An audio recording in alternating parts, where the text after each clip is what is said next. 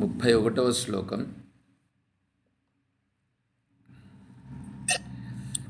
పవనః పవతామస్మి రామశస్త్రభృతామహం ఝషానాం మకరశ్చాస్మి స్రోతసామస్మి జాహ్నవీ.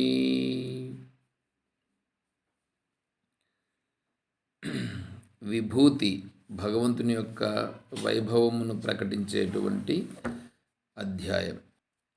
పవనః పవతామస్మి.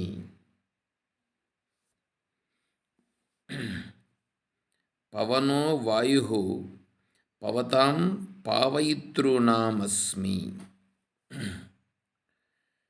పవిత్రము చేయు వాటిలో, వేగము గల వాటిలో నేను వాయువు సర్వవ్యాపిని అగుచున్నాను.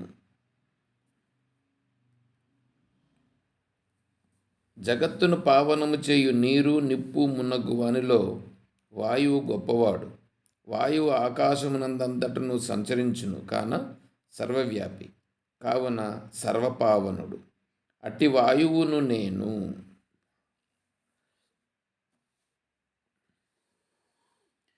పవనః పవతామస్మి. పవనః అంటే వాయువు. ఈ సకల జగత్తులో ఉన్నటువంటి సకల జీవులు వాయువు పైన ఆధారపడి జీవించుచున్నారు.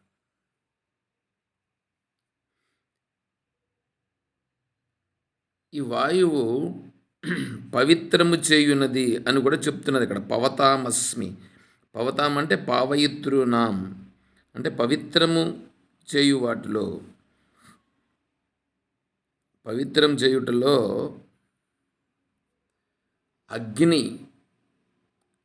అగ్ని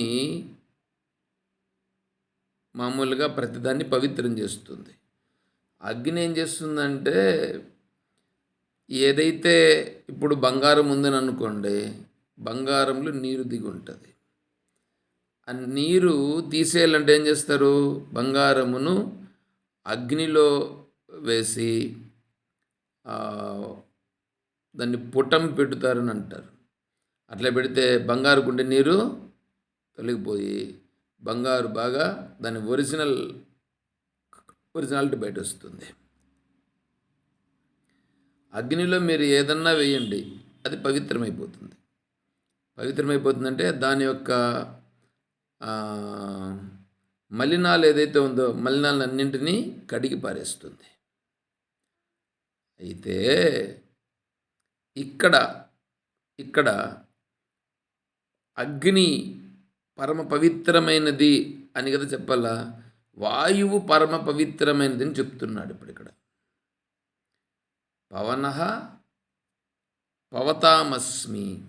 వాయువు పవిత్రము చేయు వాటిలో వాయు రూపంగా నేనున్నాను.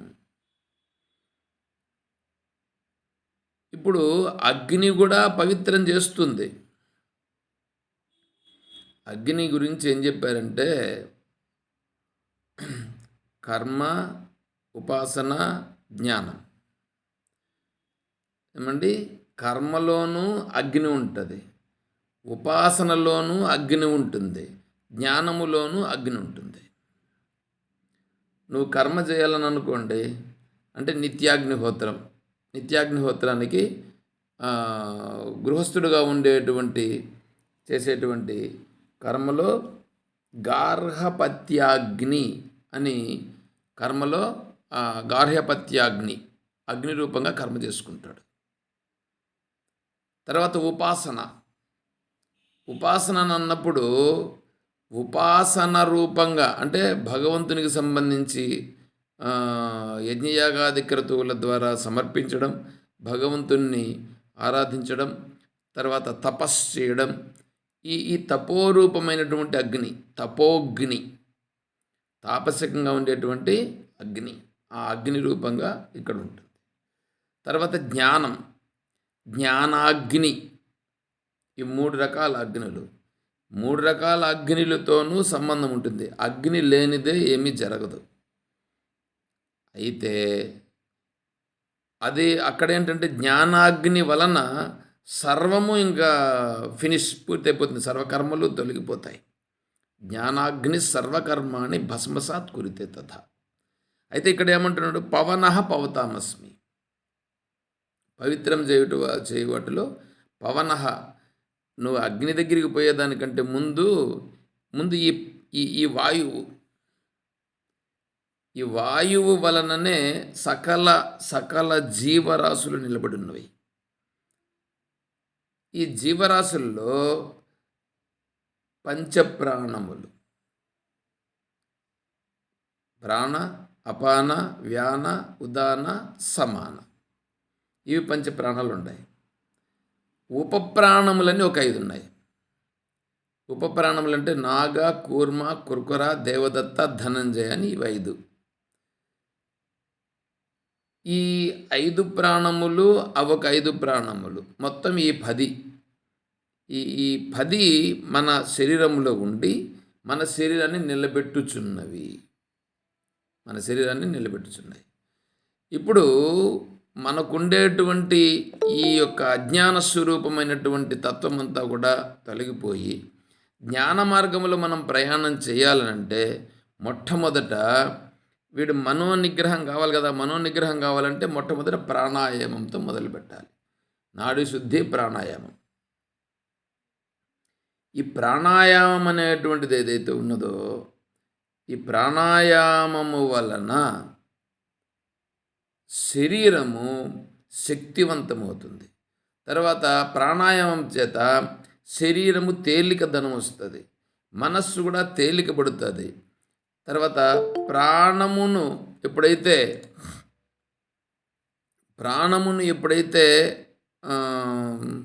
తన వశములోకి తెచ్చుకుంటాడో, అంటే ఈ ప్రాణమును ఎప్పుడైతే తను సాక్షిగా చూడగలుగుతాడో అప్పుడు మనస్సు సూక్ష్మమై సాక్షిత్వ భావానికి దగ్గరవుతుంది. అంతేకాకుండా మీరు చూడండి, ఈ మీ దగ్గర ఉండేటువంటిది ఏదైనా సరే కొద్దిగా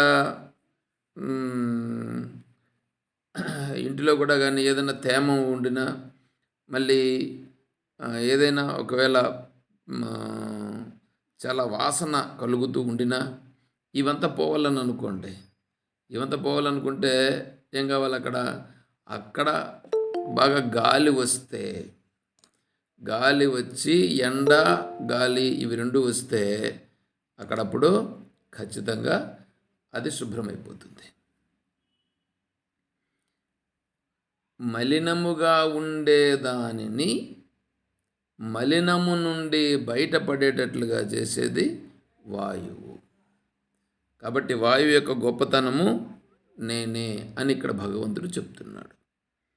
తర్వాత రామశస్త్రభృతామహం.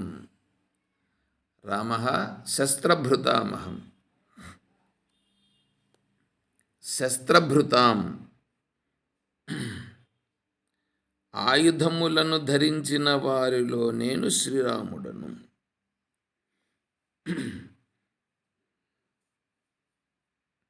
శస్త్రమును ధరించు వారలలో దశరథపుత్రుడగు రాముడను నేను. ఇచ్చట రామశబ్దముచే బలరామ, పరశురాములను గ్రహించదగరు. అంటే బలరాముడు, పరశురాముడు తీసుకునేదానికి వీలు కాదు. దశరథరాముడు క్షణకాలములో 7 తాడి చెట్లను, పర్వత భూభాగములను ఒకే మారు భేదించెను. సర్వక్షత్రియులను హననమునర్చిన పరశురాముని జయించెను. రామబాణము అమోఘము. కావున బలరామ పరశురాముల కంటే కూడా దశరథరాముడే గొప్పవాడు. శస్త్రధారుల అనగా చేత శస్త్రమును బూని యుద్ధమును చేయు వీరపురుషులు. వారు భీష్మ, ద్రోణ, అశ్వత్థామ, కర్ణ, అర్జున, రావణ, కుంభకర్ణాదులు. రాముడు కూడా శస్త్రధారియే కాన అందు చేర్చడమైనది. శస్త్రమును ధరించుట అనున్నది జాతి, రాముడు వ్యక్తి అని భేదమును గ్రహించవలెను.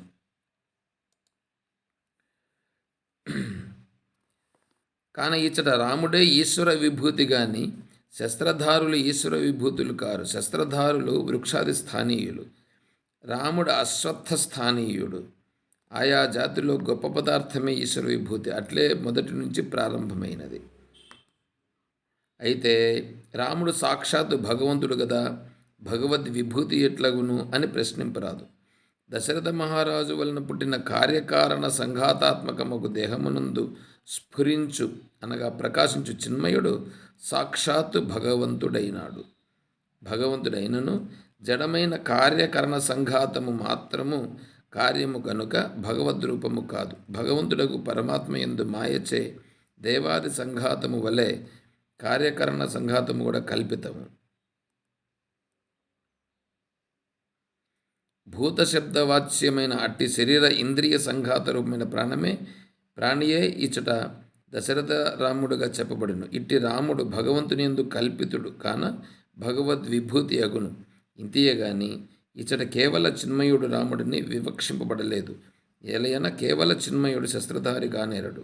శస్త్రధారులు ప్రాణులే అగుదురు. ప్రాణుల యొక్క చేతనచే ధరింపదగినవి శస్త్రములు. కావున ఇచ్చట కేవల చిన్మయుడగు భగవంతుని యొక్క ప్రసక్తి లేదని గ్రహించవలయును. ఇది బెల్లంకొండ రామరాయ కవి గారు రాసినటువంటి దాన్ని ఇక్కడ చదివాను నేను. వారైతే చాలా వివరంగా ఏదేదో అంతా రాసుకొని వచ్చారు. కానీ రామ శస్త్రభృతామహం, రాముడు అస్త్రశస్త్రములు ధరించిన వారిలో రాముడు నేను అని భగవంతుడు ఇక్కడ మనకు విభూతిగా చెప్పుచున్నాడు. రామ పూర్వతాపిన్యుపనిషత్ అని ఒక ఉపనిషత్తు ఉందండి. రామ పూర్వతాపిన్యుపనిషత్తులో రామ శబ్దార్థము చెప్పారు.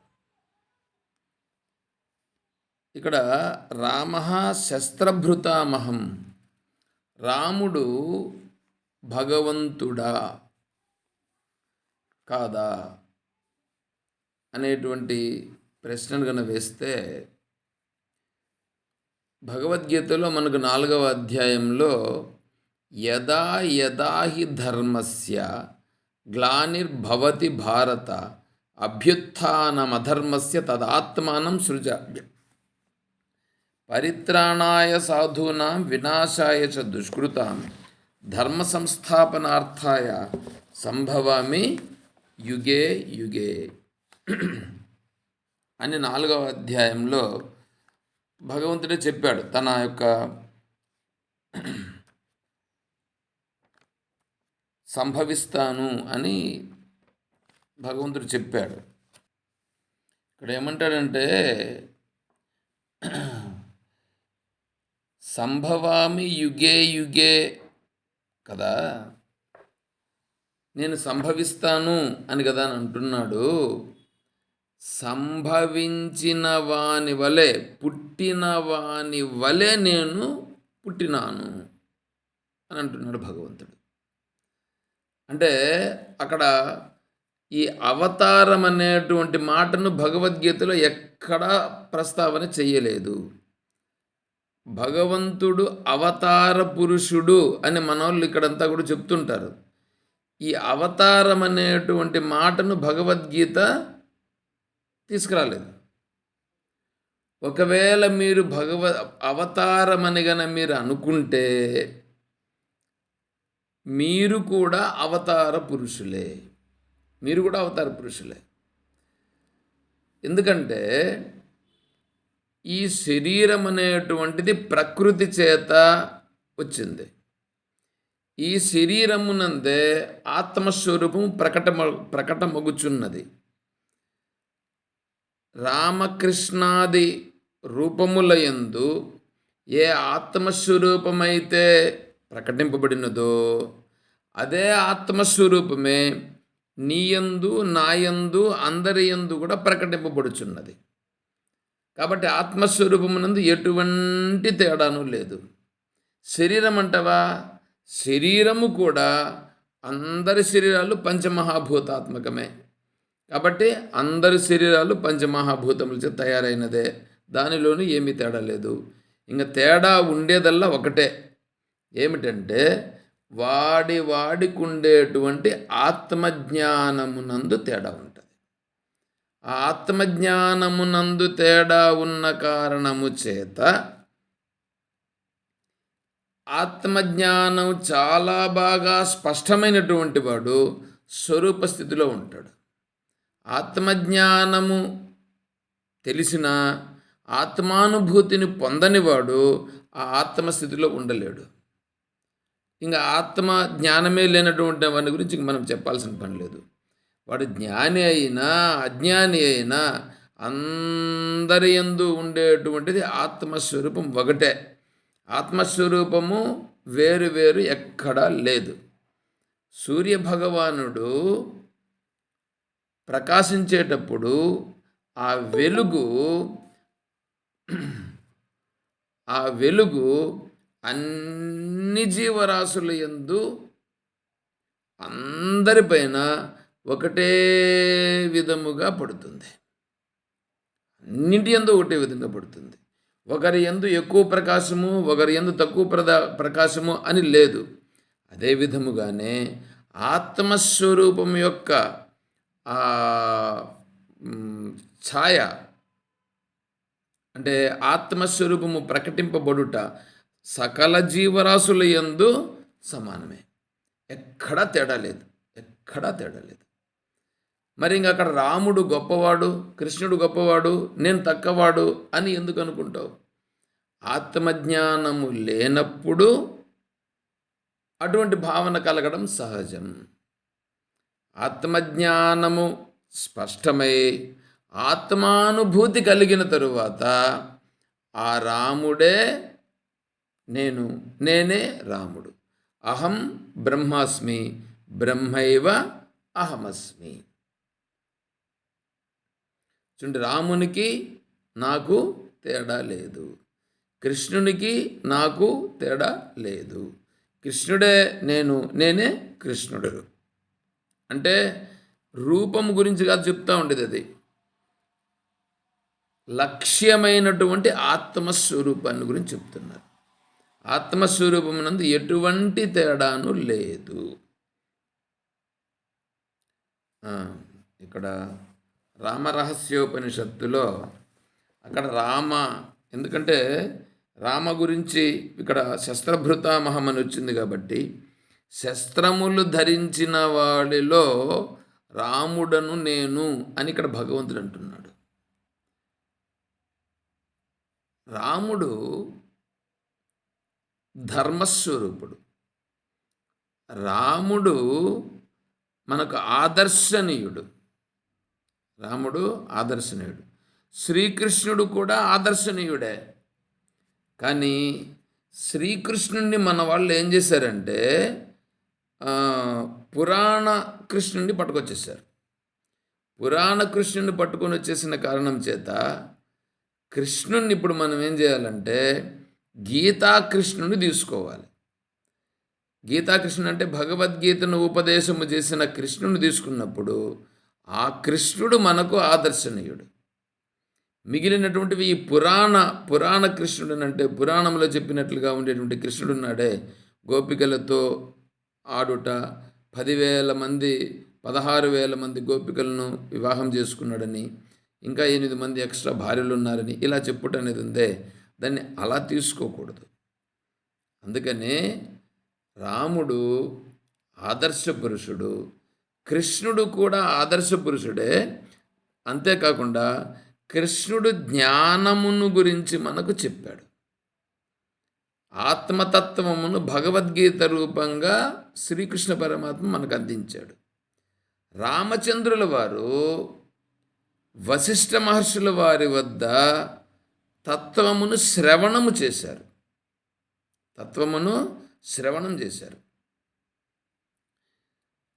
అది వశిష్ఠ గీత అని చెప్పడం జరుగుతుంది. దానినే ఆధ్యాత్మ రామాయణం, యోగ వాసిష్టం అని చెప్తారు. యోగ వాసిష్టం, వాసిష్ఠ రామాయణం అని కూడా అంటారు. కాబట్టి రామచంద్రుల వారు గురువుల ద్వారా శ్రవణము చేసినటువంటిది అక్కడొస్తుంది. ఇక్కడ శ్రీకృష్ణ పరమాత్మ భగవద్గీతను ఉపదేశించడం అనేది జరిగింది. ఇవి రెండు మనకు ప్రామాణిక గ్రంథములు. ఇవి రెండు మనకు ప్రమాణాలు. సరే, ఇప్పుడు రామ శబ్దముని ఇక్కడ మనం తీసుకుందాం. ఎందుకంటే రామ గురించి వచ్చింది కాబట్టి అక్కడ రాముడు ధర్మస్వరూపుడు. ఆచరణ అనేటువంటిది తను ఆచరించి చూపించినవాడు లోకానికి. ఇట్లా ఉండాలా అని చెప్పి ఆచరించినాడు. వాళ్ళందరికీ చూపించుట కొరకు తను ఆచరించలేదు. తను ఇలాగే ఆచరించాలని ఆచరించినాడు. వేరే వాళ్ళు ఆదర్శంగా తీసుకునే దానికోసమని నేను ఇక్కడ ఆచరిస్తాను అట్లా ఆచరించలేదు. అందుకోసం కాదు, సహజంగా ఆచరించినాడు. అంటే తనకు వచ్చినటువంటి ఏ పరిస్థితులు అయితే ఉన్నాయో అటువంటి కష్టమైనటువంటి పరిస్థితులు వచ్చినప్పుడు కూడా ఎటువంటి వికారము చెందకుండా, వికారము చెందినట్లు కనిపించిన వికారము లేనటువంటి తన సహజత్వ స్వరూపములో ఉంటూ తను ఆ వ్యవహారాలన్నింటినీ ఏ విధముగా సునాయాసంగా దాంట్లో నుంచి బయటపడినాడో అనేటువంటిది అక్కడ తన యొక్క జీవితంలో చాలా స్పష్టంగా తెలుస్తుంది. అందువలన రామ తత్వం మనకు ఆదర్శం. రాముడు చూపించినటువంటి మార్గం మనకు ఆదర్శం. సరే, ఇక్కడ ఉపనిషత్తు ఏం చెప్తుందంటే, రాతి రాజతే యో మహీస్థితః స రామ ఇది విద్వర్భిః ప్రకటీకృతః. అంటే రాముడు మహీతలమున ఉండి భక్తుల కోరికలను తీర్చుచూ రాజుగా విరాజిల్లుచున్నందున రాముడని చెప్పబడినాడు. ఇది ఒక అర్థం రామునికి.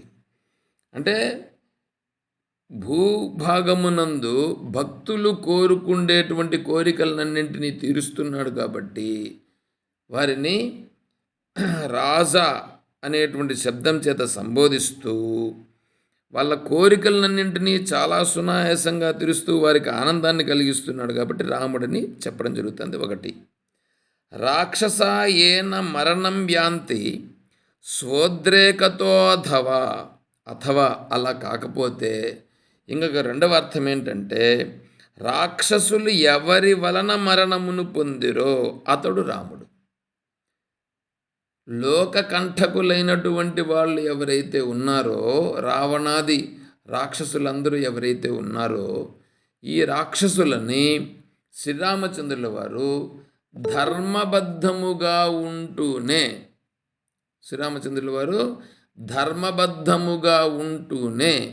అన్ని కష్టములు ఎదురైనా, ఎన్ని కష్టములను రామునికి అడ్డంకులుగా కల్పించినా తను ధర్మ మార్గాన్ని విడిచిపెట్టకుండా ఆ రాక్షసులందరినీ మట్టుబెట్టినవాడు కనుక రాముడు అని పేరు. ఇది రెండవ రూపంగా. తర్వాత మూడవది, రామనామ భువిఖ్యాతం అభిరామేణ వా పునః. అంతేకాకుండా అందరి మనస్సులను రంజింపచేయుచున్నాడు కావున అభిరాముడు అని కూడా ఖ్యాతి పొందినాడు. అందరి మనస్సులను రంజింపచేయుచున్నాడు. శ్రీరామచంద్రుల వారిని చూస్తే చాలు, శ్రీరామచంద్రుల వారు యుద్ధరంగంలో వీళ్ళకు సంబంధించిన సైన్యమంతా కోతులు. ఎవరికి? రామచంద్రుల వారికేమో సైన్యంలో కోతులు, రావణాసురునికేమో అపకంత సైన్యం ఉంది. ఇప్పుడు రావణాసురుని దగ్గర ఉండేటువంటి సైన్యమేమో చాలా బ్రహ్మాండంగా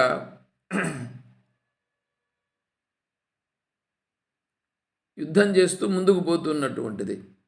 కానీ రామచంద్రుల వారి దగ్గర ఉన్నటువంటి ఈ సైన్యం ఏదైతే ఉన్నదో, ఇది వీళ్ళంతా అడవుల్లో ఉండేవాళ్ళు కాబట్టి అడవుల్లో ఉండేటువంటి ఆ కాయగూరలు అవన్నీ కూడా తిని, దుంపలు ఇవన్నీ తిని వాళ్ళు ఉండేటువంటి వాళ్ళు. సరే, అయినా ఈ రామచంద్రుల వారి యొక్క సైన్యం యుద్ధరంగంలో వీళ్ళకు కలిగిన గాయాలు అవుతాయిగా, ఆ గాయాలయ్యి పాపం ఇబ్బందుల్లో ఉంటారు. కానీ యుద్ధము ముగిసిన తరువాత రామచంద్రుల వారు ఆసీనులై ఉంటే ఈ సైన్యమంతా ఒక్కసారి వచ్చి రామచంద్రుల వారిని అలా దర్శించుకొని అలా వెళితే, రామచంద్రుల వారిని అలా దర్శించుకొని అలా వెళ్ళారని అనుకోండి, అంతే.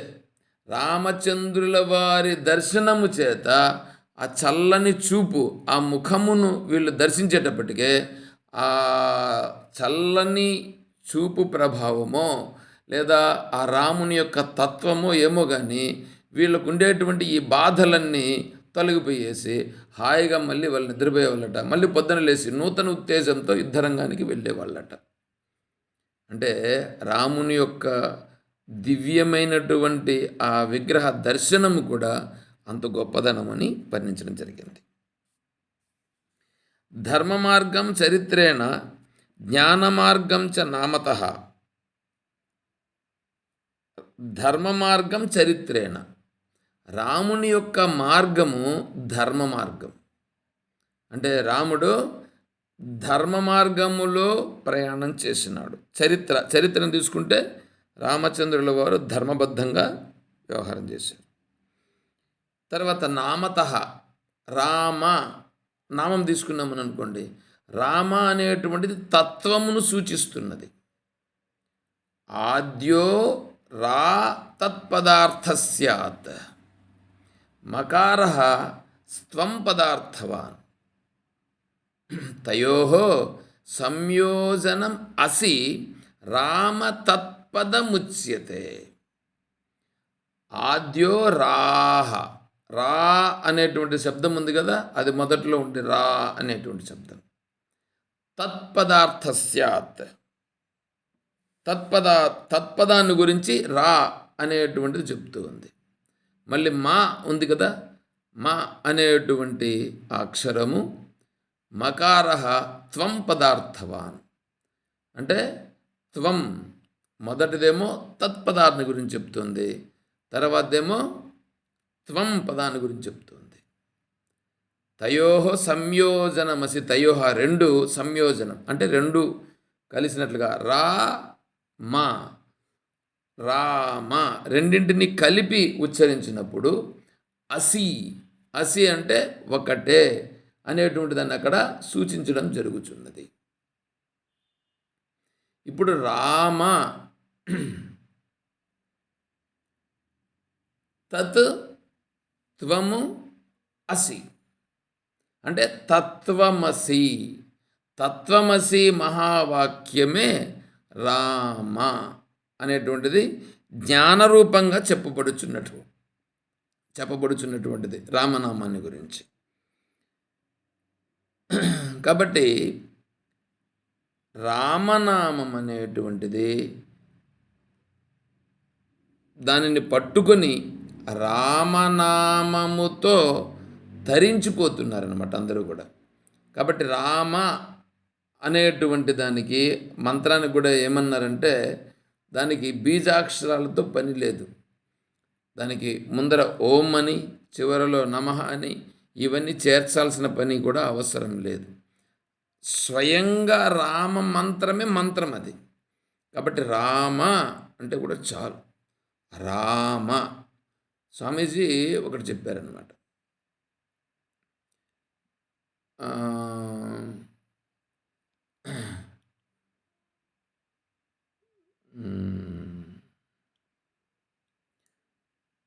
ఇది ఆయన పేరు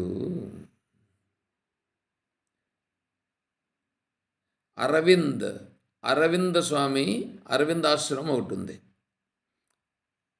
ఇక్కడ హిమాలయ పర్వతాల్లో అరవిందాశ్రమం ఉంది, ఋషికేశ్. ఈ అరవిందాశ్రమానికి లండన్ నుంచి ఒక అతను సన్యాసం తీసుకోవాలనేటువంటి దృష్టితో వైరాగ్యం కలిగి, సరే ఆయన అక్కడి నుంచి లండన్ నుంచి ఇక్కడికి వచ్చేసి అరవిందాశ్రమంలో చేరినాడు. అరవిందాశ్రమంలో చేరి ఈ అరవిందాశ్రమంలో ఉంటూ స్వామీజీని వెళ్ళి ఉపదేశం చేయమని చెప్పి ప్రార్థించినాడట. సరే, ఉపదేశం అయితే చేసినారు. ఎప్పుడు చేసినారు? వచ్చిన వెంటనే ఉపదేశం చేయలేదు. ఆశ్రమంలో ఉండి నేను ఉపదేశం చేస్తానని చెప్పినారు. సరే, ఆశ్రమంలో ఉండినాడు. 1 నెల అయిపోయింది, 2 నెలలు అయిపోయింది, 3 నెలలు అయిపోయింది, ఉపదేశం చేయలే. సరే, ఉండమన్నారు. ఉన్నారు 6 నెలలు అయినది. 6 నెలలు అయిన తర్వాత మళ్ళీ ఒకరోజు ఈయన వెళ్ళి, స్వామి నాకు ఉపదేశం చేయండి స్వామీజీ అంటే, సరే నీకు నేను రేపు ఉపదేశం చేస్తానప్ప, రేపు మాఘమాసంలో పంచమో లేదా పౌర్ణమి ఏదో వచ్చింది, నువ్వు ఆ రోజు రా ఉదయం అని చెప్పి అన్నారు. వచ్చినారు. ఆ రోజు స్నానం అంతా చేసుకొని వచ్చారు. వస్తే కూర్చొని వారికి రామ అని మంత్రాన్ని ఉపదేశం చేశారు. అరవింద స్వామి లండన్ నుంచి వచ్చిన ఆయనకు రామ అని ఉపదేశం చేశాడు. ఈయన రామ అని గురువుగారు చెప్తే ఈయన కూడా రామ అని చెప్పినాడు. వచ్చినాడు. ఈయనకు నాకేదో ఉపదేశం చేస్తాడు, ఏదో మంత్రం చెప్తాడు, ఏదో గొప్పగా అవుతుంది అంటే నాకు తెలిసిందే. ఏంది? రామ అని నాకు తెలిసిందే. నాకు తెలిసిన దాన్ని ఈయన ఇచ్చాడు అని చెప్పేసి ఈయన చాలా మనస్సులో చాలా కలత చెంది ఋషికేశ్లో ఉండేటువంటి పెద్ద పెద్ద ఆశ్రమాలకు వెళ్ళి ఆ ఆశ్రమంలో ఉండేటువంటి గురువులందరికీ చెప్పారట. నేనేమో ఇంత దూరం నుంచి ఇలా వచ్చాను, నాకేమో ఉపదేశం చేస్తానని చెప్పి చెప్పారు. తీరా ఇక్కడికి వచ్చి చూస్తే వీరు నాకు ఇచ్చిన మంత్రము రామ ఇచ్చినారు అనంటే ఆ గురువులు అన్నారట, నీకు చాలా గొప్ప మంత్రాన్ని ఇచ్చినారు, చాలా గొప్ప మంత్రాన్ని ఇచ్చినారయ్యా అని వాళ్ళు గురువులు అన్నారట. కానీ ఈయనకేంటి, నాకు తెలిసిన మంత్రాన్ని ఈయన ఇచ్చినాడు ఈయన అనుకున్నారు. ఎట్లా ఉంటుంది చెప్పండి? అంటే ఆ రామ అనేటువంటి తత్వాన్ని గురించి తెలిస్తే, దానికి గొప్పతనం ఏంటి అనేది తెలిస్తే నీకు తెలుస్తుంది. ఈయనకు కూడా రామ అనేది తెలుసు. రామ అనేది తెలిసిన గురువుగారి నోటి వెంబడి వచ్చినప్పుడు నువ్వు రామనామాన్ని ఉచ్చరించినావనంటే గురువుగారు ఏ భావనతో చెప్పినాడో ఆ భావనతో నువ్వు స్వీకరించి ఆ రామతత్వాన్ని పట్టుకుంటే నువ్వు తరించిపోయేటువంటి వాడు. కానీ ఇతనేమైనాడంటే ఇతను ఆ భావంతో కుదరలా, ఎందుకంటే పరిపక్వత లేదు. అందుకనే స్వామి అరవింద స్వామి నువ్వు ఉండు, ఆశ్రమంలో ఉండు అని ఉపదేశం చేయకుండా ఉండినాడు. చివరికి ఇంకా పట్టుబట్టిన దానికి సరే రావయ్య అని చెప్పి ఆయనకు రామమంత్రం చెప్పినాడు. అయినా రామమంత్రాన్ని ఇచ్చినా ఈయన ఏమన్నా గ్రహించగలిగాడా? ఈయన గ్రహించలేకపోయాడు. చూడండి ఎట్లా ఉందో. ఇంకా రామనామాన్ని గురించి చెప్తున్నారు. తథా ధ్యానేన వైరాగ్యం ఐశ్వర్యం స్వస్య పూజనాత్. రూపధ్యానము చేత వైరాగ్యమును, విగ్రహ పూజనము చేత ఐశ్వర్యమును ఈ రామ శబ్దం యొక్క ప్రభావం చేత పొందుతారు. చూడండి, మళ్ళా చెప్తున్నాను చూడండి. ఇక్కడ ధ్యానేన వైరాగ్యం, రామతత్వమును ధ్యానము చేస్తే పరిపూర్ణ వైరాగ్యం అనేటువంటిది కలుగుతుంది. తర్వాత రామ విగ్రహాన్ని పెట్టుకొని ఆ రామ విగ్రహానికి సంబంధించి పూజలు ఇవి చేస్తే ఐశ్వర్యము కలుగుతుందని ఉపనిషత్తులో మనకు చెప్తూ ఉంది. తథా అంతేకాకుండా ఇంకా రాత్యస్య రామాఖ్య భువి స్యాత్ అథ తత్వతః. రామనామము భువియందు తత్వతః వ్యాప్తమై ఉన్నది.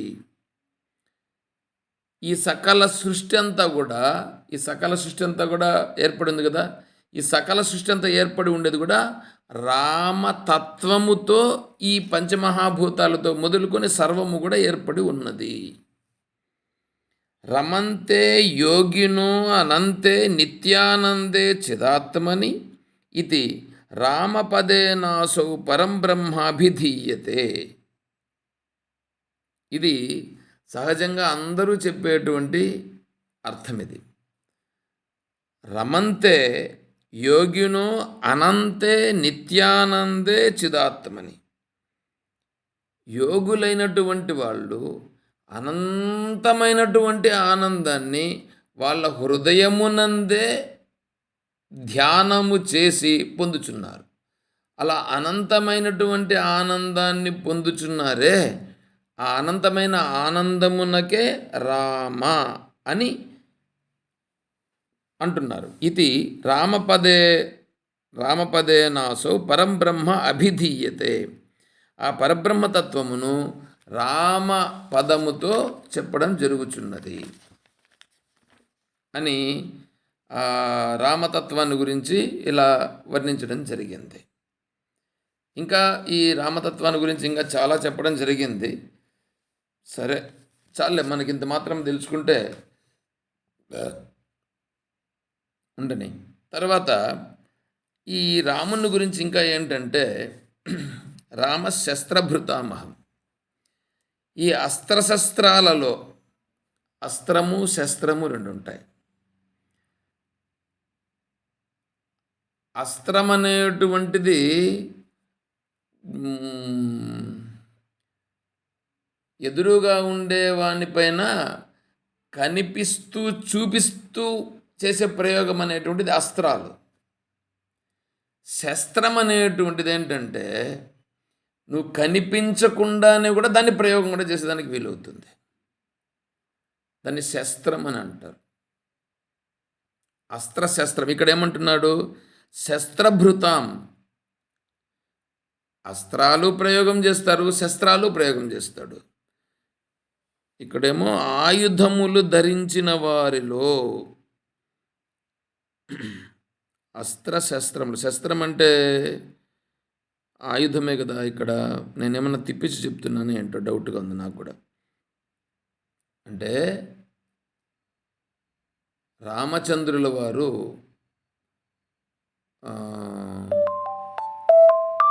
ఒక సందర్భంలో సీతమ్మ తల్లి రామచంద్రుల వారు ఇద్దరు విహారం చేస్తూ ఉంటారు. విహారం చేసే సందర్భంలో రామచంద్రుల వారు కొద్దిగా అలసట చెంది పడుకున్నారు. పడుకుంటే తలగడ కావాలిగా. తలగడ కోసము సీతమ్మ తల్లి యొక్క తొడపైన తల పెట్టుకొని పడుకున్నారు. అంటే అమ్మగారే చెప్పినారు తల పెట్టుకొని పడుకోమన్నారు. పడుకున్నప్పుడు ఇలా ఉంటే రామచంద్రుల వారు కొద్దిగా నిద్రలేకి జారినారు. ఆ సందర్భంలో ఒక కాకి రూపంగా ఉండే ఒక రాక్షసుడు, వాడెవడో వాని పేరు ఏదో ఉంది, ఆ కాకి రూపంగా ఒక రాక్షసుడు వచ్చి అమ్మవారిని ఇప్పుడు అతను ఏం చేశాడంటే అమ్మవారిని ఎలాగైనా సరే హింసించాలని వచ్చి అమ్మవారి పైన వాలి అమ్మవారి వక్షస్థలాన్ని తన యొక్క ముక్కుతో పొడవడం ప్రారంభించాడు. అమ్మగారు ఏంటంటే దాన్ని చేత్తో అట్లా తోలుతున్నారు, కాకిని చేత్తో తోలుతున్నారు. తోలితే కాకి అట్లా కొద్దిగా ముందుకు దూరంగా పోతుంది, మళ్ళా వచ్చి మళ్ళా వక్షస్థలాన్ని గురించి పట్టుకొని కూర్చుతుంది. ఇది ఇట్లా తోలడం ఎంత చేస్తూ ఉంటే ఈ కొద్దిగా తొడ కదులుతుందిగా. కదిలినప్పుడు ఏమైంది అని రామచంద్రుల వారు లేచారు. లేస్తే సన్నివేశం కనిపించింది. ఈ కాకి అమ్మవారి పైన ఇట్లా రావడం, వక్షస్థలాన్ని కూర్చోడం చూశాడు. వెంటనే రామచంద్రుల వారికి కోపం వచ్చింది. కోపం వస్తే పక్కలోనే ఉండేటువంటి ఒక గడ్డిపోచను తీసుకొని దానిని అభిమంత్రించి దానిపైన ఇడిచిపెట్టినాడు. ఇంకంతే. ఆ కాకి అంటే అది నిజంగా కాకి కాదు, అది కాకి రూపంలో ఉండే రాక్షసుడు. అది ఇంకేమైపోయిందంటే భయపడిపోయి పరిగెత్తకపోతుంది పోయింది. ఎంత దూరం పోయినా ఇంక ఈ ఈ అస్త్రము విడిచిపెట్టల. పోయి పోయి పోయి పైకి పోయి ఇంకా దానికి సామర్థ్యము లేక పైకి పోయిన తర్వాత ఇంకా కళ్ళు తేలేసి కింద పడిపోయింది. ఆ కింద పడ్డం ఎక్కడ పడిందంటే సీతమ్మ తల్లి ముందర పడింది. సీతమ్మ తల్లి ముందర పడితే సీతమ్మ తల్లి ఏం చేసింది తెలుసా? అది అది తనని హింసించింది కదా! తనని హింసించిన ఆ అమ్మవారు ఏం చేసిందంటే, ఈ పడినటువంటి దాన్ని ఆ తలను రామచంద్రుల వారి వైపు తిప్పి, తలను పడింది కదా!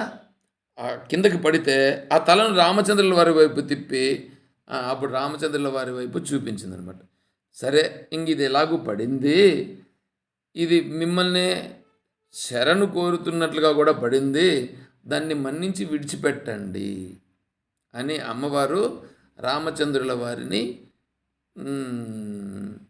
వేడుకున్నట్లుగా అక్కడ చెప్తారు. అందువలన రామచంద్రుల వారు కూడా సీతమ్మ తల్లి మాటలను ఆలకించి, సరే నువ్వు చెప్పావు కాబట్టి నేను కూడా దీన్ని విడిచిపెడుతున్నాను అని దానిని క్షమించి విడిచిపెట్టాడట అని చెప్తూ, ఈ వైష్ణవులుగా ఉండేటువంటి వాళ్ళు దీన్ని ఒక పెద్ద రామచంద్రుల వారు శరణ్యుడు, రామచంద్రుల వారిని మనం శరణు వేడాలి, అలా శరణు వేడాలంటే సీతమ్మ తల్లి ద్వారా శరణు వేడాలని వీళ్ళు చెప్తారు. అంటే సీతమ్మ తల్లి అంటే సీతమ్మ ద్వారా శరణు వేడుట అని. ఇక్కడ సీతమ్మ రామచంద్రుల వారు అంటే అర్థం ఏమిటంటే, సీతమ్మ అంటే ఒక రూపమని, రామచంద్రులు అంటే ఒక రూపమని కాదు. శ్రీరామచంద్రుల వారు ఆత్మస్వరూపమైతే ఆ ఆత్మస్వరూపం యొక్క సామర్థ్యము అంటే ఈ మాయాస్వరూపము ప్రకృతి స్వరూపం ఉన్నదే, ఈ ప్రకృతి స్వరూపాన్ని మాయాస్వరూపాన్ని శబ్దరూపంగా చెప్పేటప్పుడు స్త్రీలింగ శబ్దం చేత చెప్పడం జరుగుతుంది. ఆ స్త్రీలింగ శబ్దం చేత చెప్పేటువంటి స్వరూపము సీతమ్మగా అభివర్ణించడం జరిగింది అక్కడ. అంతేగాని సీతమ్మ అంటే ఒక రూపము స్త్రీ రూపం అని కాదు. స్త్రీలింగ శబ్దం చేత అదే రామతత్వాన్ని స్త్రీలింగ శబ్దం చేత చెప్తున్నారు ఇక్కడ. అదే తత్వాన్ని రామశబ్దము పుంలింగ శబ్దం చేత అక్కడ చెప్తున్నారు. కాబట్టి ఆత్మ సామర్థ్యము వేరు కాదు. ఆత్మ సామర్థ్యాన్ని తెలుసుకుంటే ఆత్మస్వరూపం దగ్గరికి వెళ్ళిపోవడం చాలా సులభం. అంతేగాని అందుకని సీతోపనిషత్ అని కూడా ఒక ఉపనిషత్తు ఉన్నది. సీతోపనిషత్తులో సీత అంటే ఏమిటి దాన్ని అక్కడ వర్ణించడం జరిగింది. కాబట్టి మనం ఏం చేయాలంటే పురాణముల దృష్టిని విడిచిపెట్టాల. మనం ఇక్కడ ఉండేది తత్వాన్ని తెలుసుకుంటున్నాం. తత్వాన్ని తెలుసుకునేటప్పుడు తత్వరూపంగానే మనం ఎంతసేపైనా వెళ్ళాలి, కానీ ఎంతసేపైనా పురాణాల రూపంగా వెళ్ళి పురాణాల దృష్టితో మనం పోయినామంటే తత్వాన్ని తెలుసుకోలేం. పైగా వీళ్ళందరూ కొంతమంది ఏం చేస్తారంటే ఈ పురాణ దృష్టితో రాముణ్ణి పట్టుకోవాలంటారు. ఇంతవరకు చెప్పుకున్నాం కదా, రామరహస్యోపనిషత్తే చెప్పిన దాన్ని నేను చెప్పాను ఇక్కడ. రామరహస్యోపనిషత్తులో తత్వాన్ని గురించి చెప్తున్నది. నువ్వు తత్వరూపంగా పట్టుకునేదానికి అక్కడ అన్నింటిని కూడా వర్ణిస్తుంది. నువ్వు రామ శబ్దంతో నువ్వు పట్టుకుంటే ఎట్లా అనేటువంటిది కూడా నీకు అన్నీ కలుగుతాయని కూడా చెప్పింది అక్కడ. కాబట్టి మనం తత్వాన్ని పట్టుకోవాలి, జన్మ రాహిత్యం చేసుకునేదానికి ప్రయత్నం చేయాలి. అందుకోసం మనం దాన్ని అట్లా తెలుసుకోవాలనే కానీ ఇంకా వేరే రూపంగా తెలుసుకొని మనకున్నటువంటి సమయాన్ని ఈ జీవితాన్ని వృధా చేసుకోకూడదు. కాబట్టి అందరూ గుర్తించాలని ఇక్కడ మనం చెప్పుకున్నాం దాన్ని. సరే, తర్వాత ఝషానాం మకరశ్చాస్మి శ్రోతసామస్మి జాహ్నవి ఉన్నది. దాన్ని మనం రేపు తెలుసుకుంటే ప్రయత్నం చేద్దాం. ఓ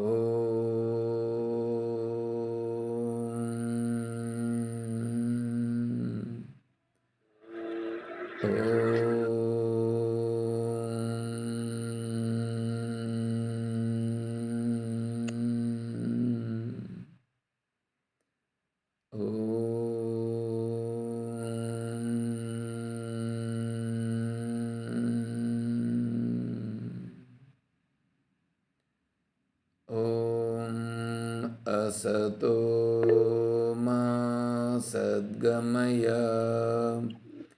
ॐ तमसो मा ज्योतिर्गमय ॐ मृत्योर्मा अमृतं गमय ॐ शान्तिः शान्तिः शान्तिः हरिः ॐ तत्सत् ॐ सर्वं श्री सद्गुरुचरणारविन्दार्पणमस्तु ॐ जय बोलो श्री कृष्ण परमात्मा की जय बोलो गीता माता की जय बोलो भक्त मंडली की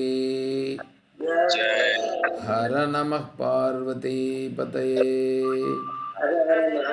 महादेव शंभो शंकर। जय सीताराम